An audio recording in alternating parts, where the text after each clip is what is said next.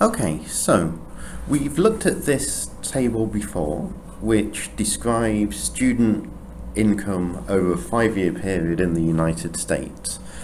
What we're going to do now is look at an answer by a student. This is a student who wanted to get 6.5 in IELTS. This is their answer.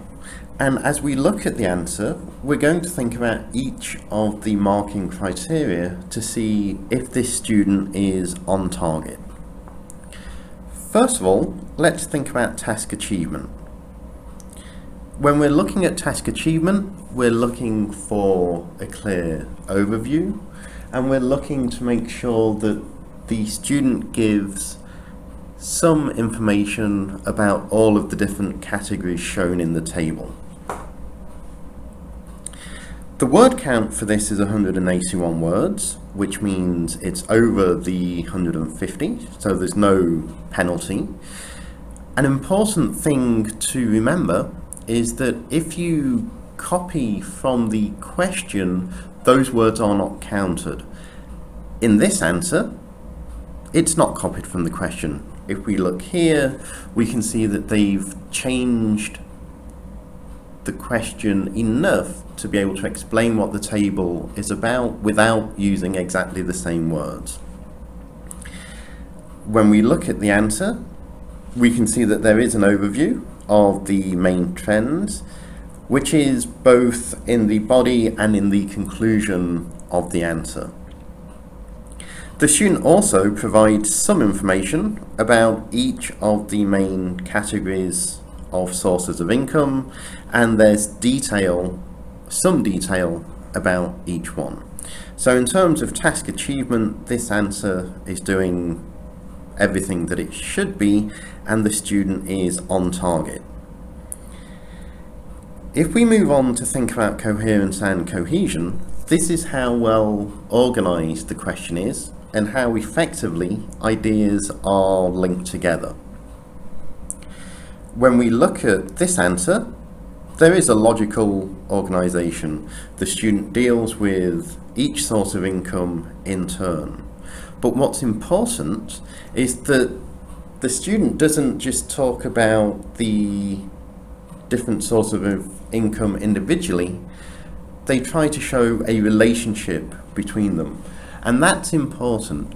If your answer just goes through each category without trying to show a relationship, your answer can seem mechanical, where you're just talking about source 1, this happened, source 2, this happened, source 3, this happened, and you're not really analysing the relationship between the different sources of income. Something that's nice is that this student uses internal referencing to avoid repetition. For example, by using both, they can avoid using student loans and student earnings again. Over the same period means we're thinking about the same time period, and this refers to grants.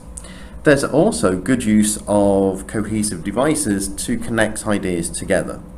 For example, whereas to show contrast, similarly to show similarity, and in contrast again to show difference between things. This kind of language helps your reader understand the logical connection between the information that you're giving. Again, looking at this answer in terms of coherence and cohesion, it would be on target. The next category is lexical resource. And when we read this answer, it's all very clear. There are no significant errors, and we can understand what the student means, which is one of the most important things. There is some sophisticated language there, some higher level language. For example, observed rather than seen. Mere is a nice limiting word, and financially supportive. Examiners will be looking for what we call lexical chunks, which is some words which are used together to form a phrase. And financially supportive is a nice phrase to use in this answer. There's also some good variation of language. It's important to remember that in the vocabulary, the examiner is looking for you to show a wide variety of language if you can. When you're describing a graph, for example, you might have to talk about a change, and that change is that something dropped. Rather than using the same vocabulary all the time, this student uses synonyms, so dropped, fell, decline, reduction. And this shows that they have a good vocabulary to be able to express the same ideas in different ways. There is, however, a slight over-reliance on vocabulary from the question. For example, parental contribution is used twice. That's not a big problem, but it would be nice if there was an alternative. For example, money from parents would be something that they could have used instead of using the same phrase twice. However, on the whole, the vocabulary is very clear and it's specific. It describes to the reader what happens in the chart effectively. And therefore, on lexical resource, this answer would be on target. The last category is grammar, and as with vocabulary, we're looking at both the accuracy of grammar, how many mistakes there are, but also the range, how many different structures are used in this answer. Generally, the grammar seems to be very good. There are no errors, no significant errors, and we always understand what's happening in the answer. There are some basic structures. For example, this sentence is a little bit repetitive. However, there are also more sophisticated structures.